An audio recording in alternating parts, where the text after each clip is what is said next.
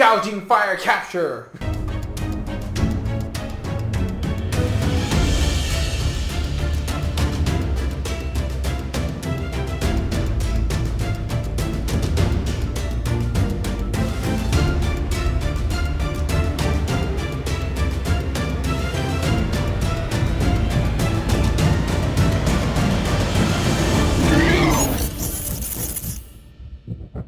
Yo, what is up, Crocs and Climbers? Pokemon fans, we're here to talk about episode 81 of Pokemon Horizons, where we finally catch Entei, aka Gouging Fire, right? I'm so upset. There's so many theories I could have made if I just hadn't been so busy during the month of December. All of this, I could have just made videos for.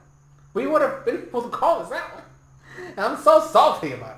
But that's besides the point, okay? We got a cool episode.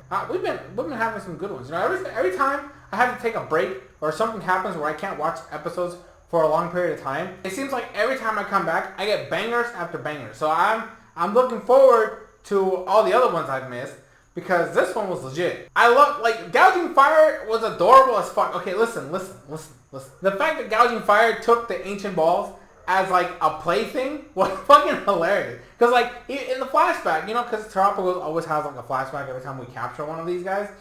Like in the flashback, like he was playing like I'm hiding the ancient ball on me in some way with Lucius, and then like he had to like retrieve it from Gouging Fire, and I'm like, that's basically what he was doing here because like he took all the Pokeballs from Liko and said, if you want to get me, you have to take this. And it was just, okay, it was just adorable. Okay, in my opinion, I thought it was adorable. Gouging Fire is adorable. I love the way that all of them came out, right? Everybody's like, okay, Liko, now it's your turn. Like, you gotta get him to join the squad. And she's like, what? And they're like, I guess there's still none of you. You always gotta fight them before they join us. So, like, I guess we gotta go in. I said, it was a good episode. I love the battle between them. Also, okay, listen. I love the fact that he's using Burning Bulwark, like just constantly just using it, right? It's supposed to be a move like Protect, but this bitch is just like running around with Burning Bulwark all over it. This is the first time in a really long while that we actually see one of the main characters, or any character, to be perfectly honest, actually using an item that heals statuses in a real long time. Like, I can't even remember the last time we ever had a character actually use a healing item in the middle of a battle or whatever. And like Free just casually just hands Dot a burn heal because, like, you know, the way Burning Bulwark is if you attack it with a direct like contact move, like it's basically like Spiky Shield or like King Shield for like Aegislash. So like if you did hit it with a contact move, then it burns you, right? so Quaxwell uses Liquidation on it and he gets burned, and they're like, here, you gotta heal it. And like, Florigato almost got singed like 3 times. Bro, this battle was hype. Like, just the little intricacies that were going on, and like the strategies they have to come up with. Because they're like, you can only hold this for so long, so we have to strike it when, you know, like he's vulnerable, right? Because that's how Burning Bulwark works. Like, you just can't always have it up. So like, as soon as it goes down, that's when we gotta attack. Now they're still thinking this is an Entei, right? Or they're thinking it's like, this is just a weird looking Entei. So like, they're like, it's a fire type. So, you know, you have Quaxwell with its water type attacks, and then you have Crockler with its ground type attacks. Florigato can't do shit, and so they're like, okay, so if we distract it with long range attacks, because Burning Bulwark apparently only works if you're in close contact with, which is how it works. And then like they're like, okay, then we gotta strike it with Cap's like Thunder Punch. And they're like, oh, we can do that then. So they're doing all this crazy shit to try to like stop Gouging Fire from burning them. And like, as soon as the defense are down, then they get Cap in there, and he's like, pow! And like, you know, Cap is busted, right? We've always been talking about Cap being busted. It doesn't do shit. And he's like, the fuck was that? And then he goes for Dragon Pulse, and they're like, what the fuck is this? Like, what? What is this? And then Briar's like, wait a second. This ain't no fucking Entei. And like, she goes to the Scarlet Book, is like, oh fuck. I know what this is. This is a Gouging Fire. It's in the book. And then like, the only weird thing about this episode, and I want to say this right now, is Dot's reasoning for why it's a fire and dragon type. And it's like, well, the only attack that's used is fire and dragon, so clearly it must be a fire dragon type. As if you can't learn moves that aren't your fucking type. Like, even Hatrim uses a fucking, like, dark type move, and, like, so does your fucking Ticketing. Like, I'm like, bitch, just because it's using attacks that are, like, one particular type doesn't automatically mean that that's what the type of the Pokemon is. That was, like, the worst reasoning you could give for a Pokemon type. Like, it's the same reason why a lot of people are like, Electric should be a dark type, because it looks dark and it looks dark type moves. Like, bitch, just because you learn moves from a specific type does not equate to you being that type, right? So that's the only, like, flaw of this episode is just the fact there's faulty reasoning for assuming it's typing. You could have just said, well, it's resisting Pikachu's electric type moves, so it has to be a type that resists electric, you know, and then the options are very limited. It's either grass or dragon. And then you're just like, okay, well, it doesn't look like a grass type, so it must be a dragon.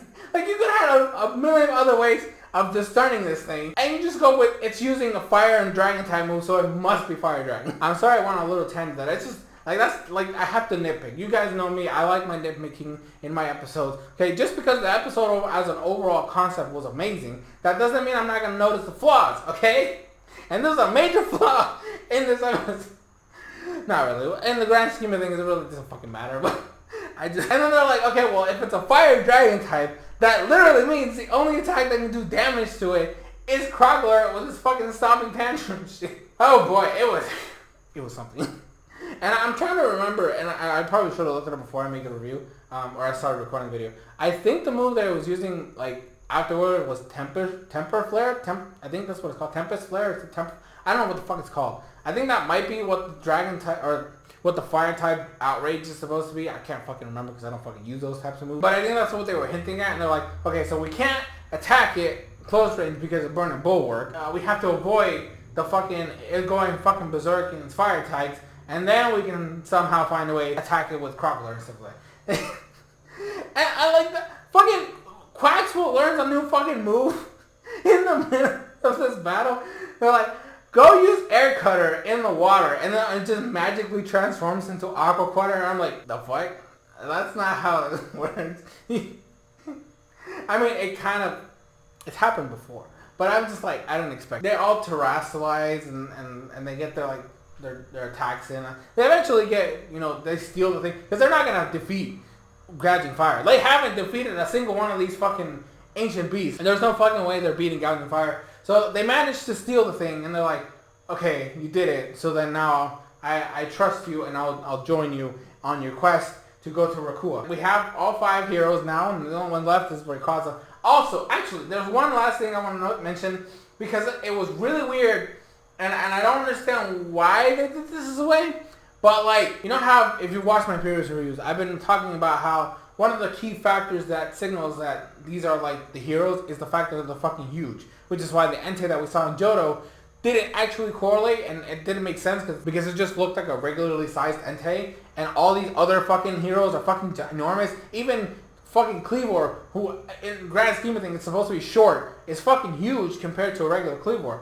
Like, I want to know, why is Gouging Fire the smallest out of all these guys? He should be taller than Cleavor, and at most, at least the same size as Galarian Moltres. There's no reason why it should be the smallest one of the fucking bunch. It's a giant ass fucking lion with a huge ass mane and a crown. Like, what? I just wanted to mention that because it just confused the fuck out of me. But the episode was great. Like I said, I've been mentioning this a lot of times during this review. It was a great episode. And the shot at the end with all 5 heroes and then, like, Rayquaza coming down from the fucking sky. He's like, bitches, I'm here. I'm the master of this team. Bow down to me.